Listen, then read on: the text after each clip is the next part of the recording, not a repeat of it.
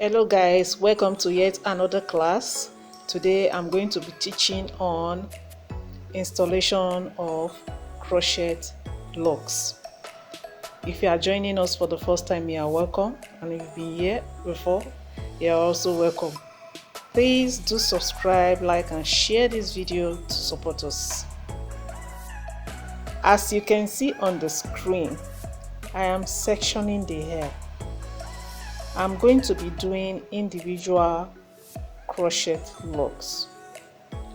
What I did actually was to count the number of crochet lock I have, so I'll be able to section the hair accordingly, so we don't have a situation where you section the hair and the number of crochet is not enough for it. What I want you to do now is to sit back, relax, and watch how I achieve this.